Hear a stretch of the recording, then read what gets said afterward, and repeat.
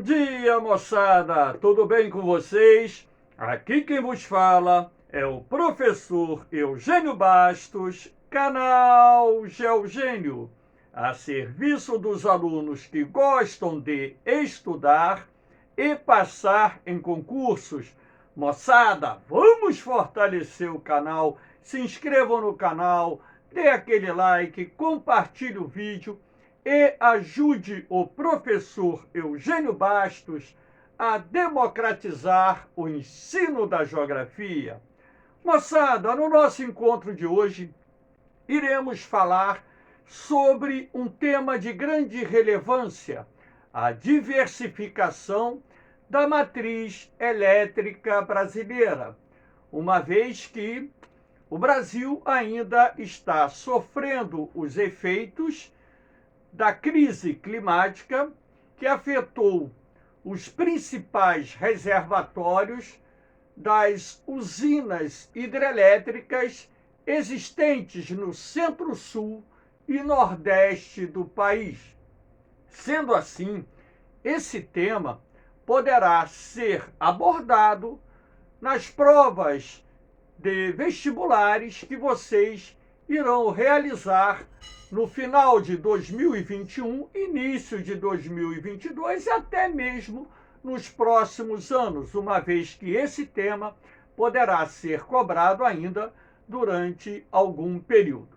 Espero que vocês gostem da nossa aula e que, havendo qualquer dúvida, faça a sua pergunta na parte dos comentários, que eu terei a máxima satisfação em respondê-la. Valeu, moçada? Então vamos lá. A primeira coisa que nós veremos aqui é a expansão da matriz elétrica brasileira, dados da ANEEL, que é a Agência Nacional de Energia Elétrica, no mês de setembro de 2021. Através desses dados, é possível nós analisarmos essa composição da matriz elétrica brasileira e até mesmo interpretarmos os investimentos que estão sendo feitos na diversificação dessa matriz elétrica de forma a ampliar a capacidade de geração de eletricidade, que é fundamental para o desenvolvimento do nosso país. Então, para que vocês tenham ideia, a capacidade instalada no mês de setembro de 2021 era de 179.223 megawatts, ou seja, uma capacidade instalada muito boa, muito expressiva. E aqui nós temos a distribuição através desse gráfico menor, que está aqui à minha esquerda, da geração de eletricidade em nosso país através de siglas. Então, usinas hidrelétricas em azul, no mês de setembro, responderam por 56,98% de toda a energia elétrica gerada no Brasil. Aqui as usinas termoelétricas UTE responderam por cerca de 25,42% da eletricidade. Basta lembrar que, em função dos baixos níveis dos reservatórios da maioria das usinas hidrelétricas brasileiras, o governo determinou que as usinas termoelétricas fossem acionadas para que não faltasse energia e nós tivéssemos que enfrentar problemas inerentes ao racionamento de energia elétrica, inclusive com cortes seletivos de fornecimento de energia. Então, aqui nós temos o setor eólico em terceiro lugar, EOL, com cerca de 10,85% da eletricidade gerada no país. Depois vem as PCHs, pequenas centrais hidrelétricas, com 3,06%. Depois as usinas fotovoltaicas, as usinas solares, com 2,13%. E, em último em penúltimo lugar, as usinas termonucleares. O Brasil tem 2 usinas termonucleares em operação, Angra 1 e Angra 2, com 1,1%. Em último lugar, as centrais geradoras de hidroeletricidade, com 0,46%. Nós iremos falar desses investimentos, melhor dizendo, na diversificação da matriz elétrica brasileira, e aí só não iremos fazer menção às usinas nucleares, até mesmo porque o setor não está passando no momento por um processo de expansão. Então, para que vocês tenham ideia, aqui nós temos a construção não iniciada, que é um outro gráfico. Então, repare que as usinas fotovoltaicas, com 65% dos investimentos anunciados, que ainda não saíram do papel. Em segundo lugar, o setor eólico, com 16,57%. Em terceiro lugar, usinas termoelétricas, com 14,06%. Em quarto lugar, as pequenas centrais hidrelétricas, com investimento de 3,3%. As usinas hidrelétricas, com 0,69%. Repare, né, que apesar do setor hidrelétrico ser responsável pela maior parte da energia elétrica gerada no país, é um segmento que está recebendo poucos investimentos, até mesmo porque o que nós estamos fazendo no momento é priorizar a diversificação dessa matriz elétrica.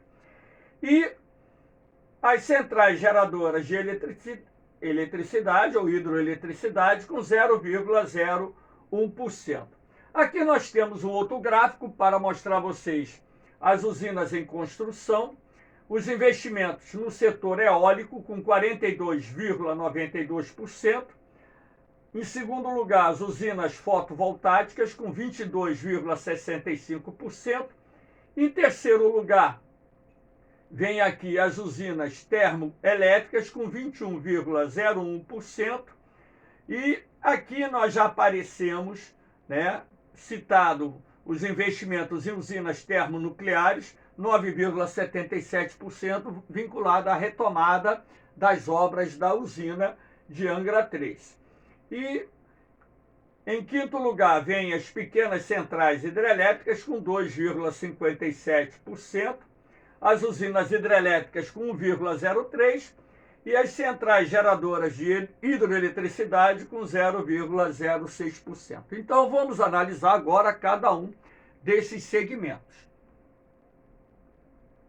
Aqui nós temos a diversificação da matriz elétrica, que é uma necessidade que nós temos que levar adiante, até mesmo porque a atual crise energética, na verdade, podemos assim dizer, seria uma reprise do que aconteceu em 2001, 2002, quando então o Brasil enfrentou uma grave crise energética, a chamada crise do apagão, quando então os níveis dos reservatórios das mais importantes usinas hidrelétricas brasileiras, em função da estiagem que ocorreu no verão 2001/2002, comprometendo os níveis dos reservatórios, acabou afetando a geração e distribuição de energia, levando o governo brasileiro, naquela época, a adotar um programa de racionamento de energia para que pudéssemos enfrentar a grave situação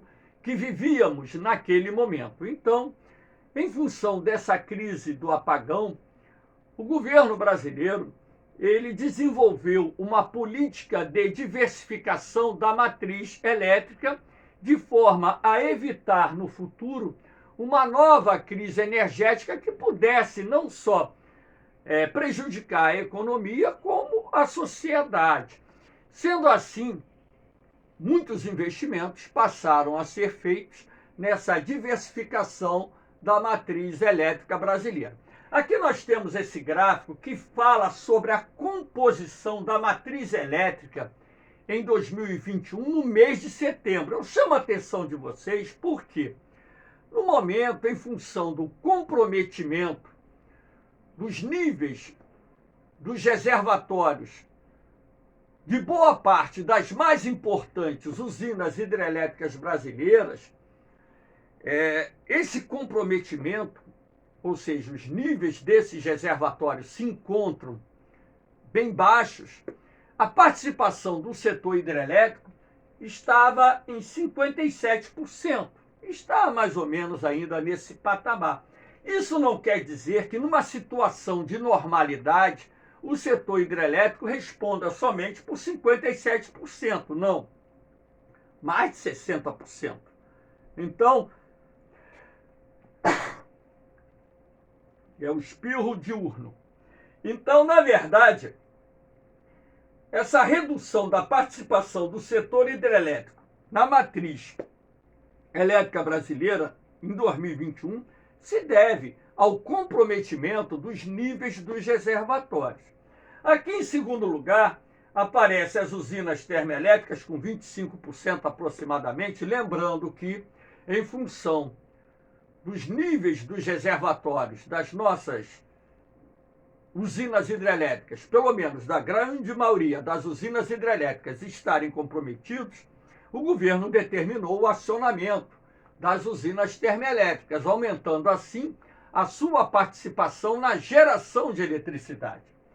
O setor eólico, que vem crescendo paulatinamente, respondendo aí por quase 11% de toda a eletricidade gerada no Brasil, as PCHs, as pequenas centrais hidrelétricas, com 3%, as usinas fotovoltaicas ou as fazendas solares, com 3%, as usinas termonucleares com aproximadamente 1%, e as centrais geradoras de hidroeletricidade com apenas 0,5%. Essa é a composição atual da matriz elétrica brasileira. Aqui nós veremos a geração de energia termoelétrica. Então, como nós vimos anteriormente, o setor termoelétrico está respondendo por cerca de 25% de toda a energia elétrica que estamos consumindo na atualidade.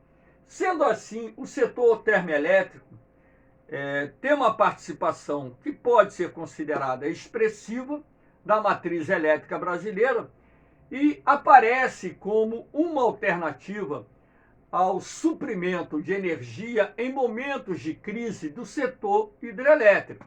Então, no Brasil, existem usinas termoelétricas que utilizam diferentes fontes de energia. Aqui nós temos usinas termoelétricas que operam com o uso do carvão mineral, carvão vegetal, gás natural, bagaço da cana-de-açúcar, casca de arroz. Parece até brincadeira, mas não é. No Brasil, inclusive lá no Rio Grande do Sul, existem usinas termoelétricas gerando eletricidade através da queima da casca do arroz. Mais recentemente, foram anunciadas a inauguração de usinas termoelétricas movidas a biogás. Nós temos usinas termoelétricas que consomem óleo combustível, inclusive o óleo diesel, e toda e qualquer biomassa pode ser utilizada para a geração de eletricidade. Então não é só biogás, o Brasil também anunciou recentemente a inauguração e também investimentos em implantação de usinas termoelétricas que vão utilizar como fonte de energia o lixo, ou seja, a queima do lixo para a geração de eletricidade. Lembrando a vocês que toda usina térmica opera através do aquecimento da água. Essa água mantida no estado líquido sob pressão até uma determinada temperatura evapora, e a pressão do vapor é que movimenta a turbina que vai gerar eletricidade. Então, toda usina termoelétrica ela tem um princípio de funcionamento semelhante. O que altera é a fonte de energia utilizada para a geração de calor que irá aquecer a água, transformando-a em vapor, ok? As usinas termoelétricas, elas têm um custo de geração mais elevado do que as demais fontes de energia utilizadas por nós para a produção de eletricidade, razão pela qual, no momento, nós estamos pagando, né, uma tarifa extra na conta de energia em razão da necessidade de cobrir não só os custos operacionais das usinas termoelétricas, assim como também garantir a esse setor retorno financeiro. Então, a tarifa de energia no Brasil, nesse exato momento, está no seu mais alto patamar, em função de estarmos gerando cerca de 25% de toda a eletricidade que está sendo consumida em nosso país através das usinas termoelétricas. Aqui nós temos a geração de energia eólica. O Brasil ele tem um potencial de geração de energia eólica gigantesco. Esse potencial equivale ao nosso potencial hidrelétrico, ou seja, a capacidade de geração, uma vez que o nosso potencial hidrelétrico ainda é subexplorado, né? Menos de 40% foi aproveitado, e nós temos um potencial de geração de energia eólica equivalente ao nosso potencial hidrelétrico. Aqui nós temos o mapinha do vento, nessa tonalidade mais escura, é onde a incidência do vento é mais rápida, mais veloz, o que favorece a implantação de parques eólicos. Então, nessa parte escura, nessa parte vermelhada, as tonalidades, das duas tonalidades avermelhadas, são as regiões do território brasileiro que oferecem melhores condições para a implantação de parques eólicos. E que, então, assim, vocês podem perceber que a região nordeste do Brasil, de fato, é aquela que apresenta as melhores condições naturais para a implantação de parques eólicos. O Brasil, ele conta, na atualidade, com algo em torno de 695 parques eólicos. A geografia quantitativa ela é perigosa porque os dados são alterados, ainda mais no segmento que tem recebido tantos investimentos. Isso é comum, esses dados sofrerem alterações. O Brasil ele opera, na atualidade, 8.300 aerogeradores, que, na sua totalidade, respondem por cerca de 11% de toda energia elétrica gerada no país. A ideia é que cheguemos ao final da década atual com o setor eólico respondendo por cerca de 20% de toda a eletricidade gerada no país. E, para isso, grandes investimentos estão sendo feitos no Brasil. Aqui nós temos um gráfico cuja ideia é mostrar a vocês os principais produtores de energia eólica.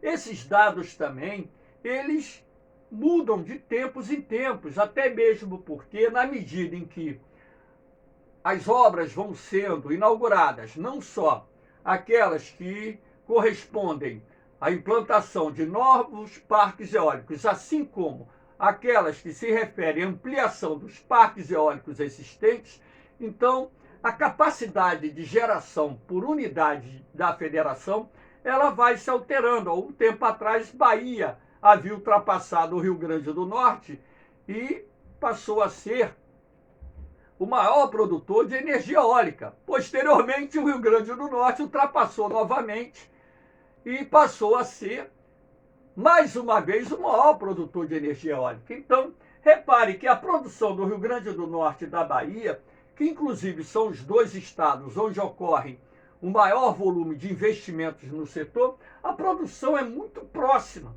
Então, repare, dos 5 maiores produtores de energia eólica do Brasil, nós temos o Rio Grande do Norte na liderança, em segundo lugar, Bahia, em terceiro, Ceará. Em quarto lugar, vem o Rio Grande do Sul. Em quinto lugar, o Piauí. Então, dos 5 maiores produtores de energia eólica do Brasil, 4 se encontram na região Nordeste. Lembrando que o Rio Grande do Norte foi o primeiro estado brasileiro a alcançar a autossuficiência na geração de energia através dos seus parques eólicos. Então, o setor eólico não só atende toda a demanda de energia do Rio Grande do Norte, assim como gera um excedente que, através das linhas de transmissão de energia, é enviado para outros estados da região. E esse ano mesmo a imprensa noticiou, durante alguns dias, que a energia eólica gerada na região Nordeste teria sido suficiente para abastecer toda a região. Então, disparada, a região Nordeste é a região brasileira que mais gera energia eólica e também aquela que tem as melhores condições para a implantação de parques eólicos em nosso país. Aqui nós temos a energia solar, que é um segmento que passou a receber um volume de investimentos muito grande nos últimos anos.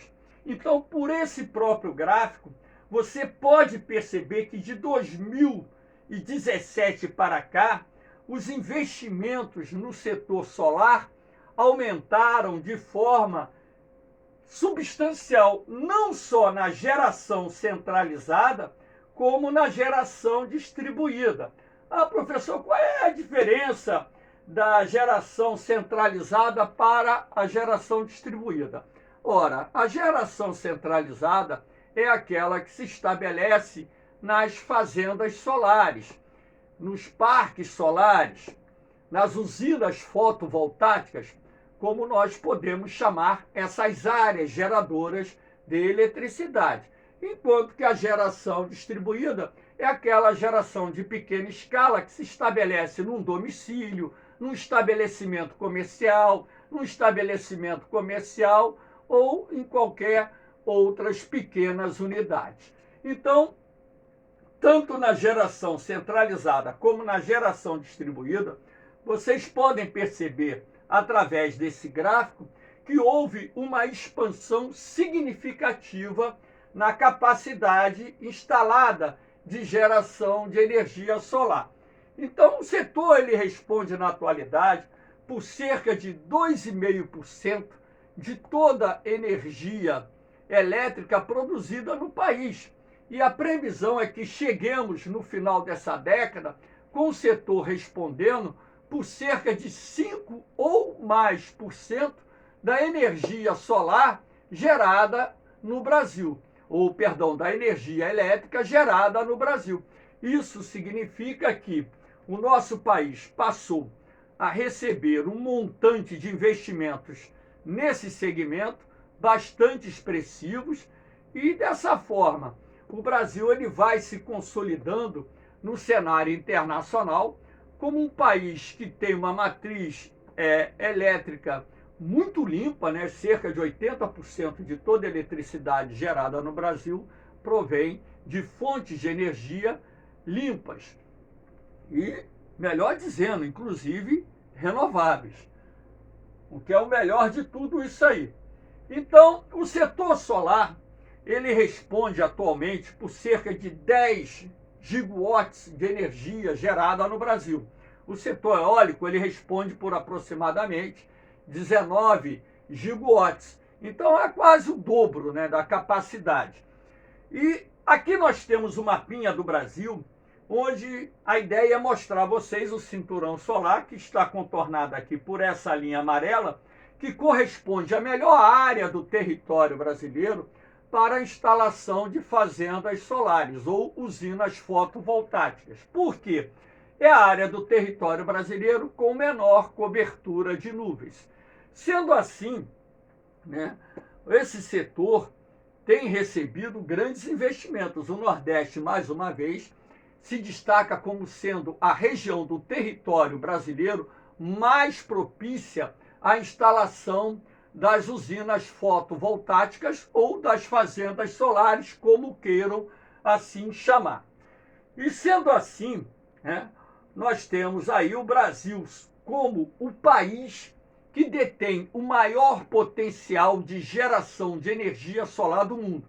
Quando eu falo maior potencial de geração de energia solar, não estou dizendo que o Brasil é o maior produtor de energia solar do mundo, não é isso. Mas sim o país que possui a maior capacidade para gerar energia solar, até mesmo porque o Brasil tem a quinta maior extensão territorial do mundo e a maior parte do seu território se encontra na zona intertropical, a área mais propícia à implantação de painéis solares em nosso planeta.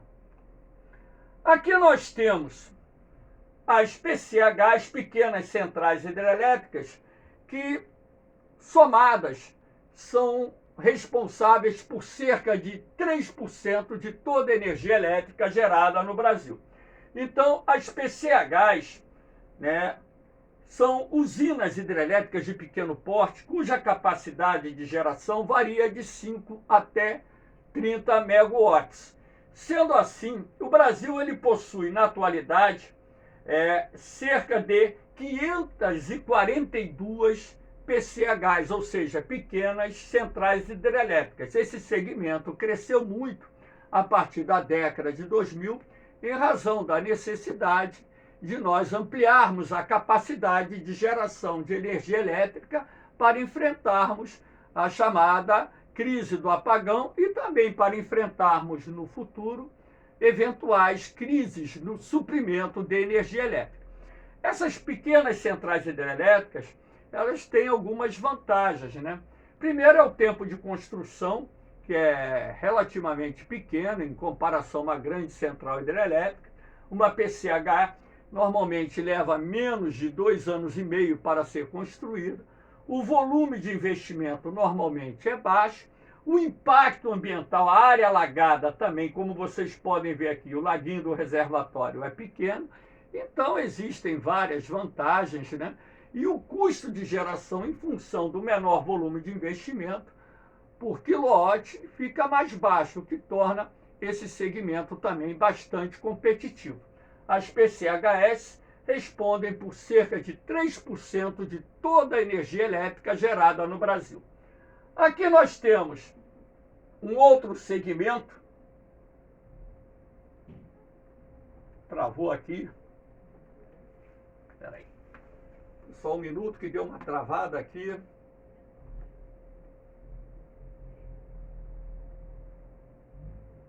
Bom, consertei. Aqui nós temos as centrais geradoras de energia ou de hidroeletricidade, como queiram chamar. Então, qual é a diferença de uma CGH para uma PCH? Ora, a diferença é na capacidade instalada. A CGH ela tem uma capacidade instalada que vai até 5 megawatts, enquanto que as PCHs têm uma capacidade instalada que varia de 5 a 30 megawatts. Então, é apenas uma classificação em cima da capacidade de geração de energia. E as usinas hidrelétricas convencionais, elas têm uma capacidade instalada acima de 30 megawatts. Então, aqui no Brasil, esse segmento responde por 0,5% da energia elétrica gerada no país, ou seja, um percentual pequeno, mas o Brasil possui 731 centrais geradoras de hidroeletricidade, ou seja, então é um segmento que também aparece como uma fonte alternativa para que nós possamos aproveitar aquilo que possuímos para gerar eletricidade e dessa forma atender a demanda não só local, como também contribuir para que nós possamos enfrentar eventuais crises no suprimento de energia. Um outro segmento aqui que está em andamento é a geração compartilhada de energia. Então, recentemente, grandes empresas do ramo de geração de energia elétrica no Brasil anunciaram investimentos na diversificação da matriz elétrica dentro das unidades que elas administram.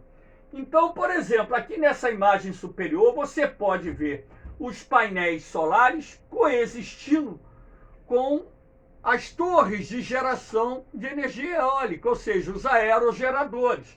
Então, esses investimentos, eles têm por finalidade aproveitar o espaço existente para utilizar uma outra fonte de energia, ampliando assim a eficiência da capacidade de geração de energia elétrica por parte das empresas que exploram esse setor. Aqui a imagem inferior, por exemplo, nós temos a Lagoa do Reservatório de Sobradinho, que é uma das usinas hidrelétricas encontradas no Rio São Francisco, localizada na Bahia, onde você vê painéis solares instalados sobre o reservatório de Sobradinho, ou seja, sobre a lâmina d'água do reservatório de Sobradinho. Então, esse plano piloto aqui é um projeto da CHESF, Centrais Hidrelétricas do São Francisco, para gerar energia eólica na mesma área onde se gera energia hidrelétrica. Então, a geração compartilhada é uma tendência que está crescendo no Brasil e que vai ganhar um impulso muito grande nos próximos anos, na medida em que a eficiência desses sistemas de energia elétrica possam gerar uma rentabilidade maior para as empresas geradoras de eletricidade. Lembrando que essa diversificação da matriz elétrica também se faz necessário em função da crise climática. Então, em função dessa crise climática, as mudanças climáticas que estão em curso em nosso planeta, é preciso que nós façamos investimentos nessa diversificação da matriz elétrica, de forma a reduzir a dependência do setor hidrelétrico e, dessa forma, garantir ao país o suprimento de energia elétrica, que é de extrema importância para o seu desenvolvimento, e garantindo também à população o suprimento de energia que ela precise. Tá bom,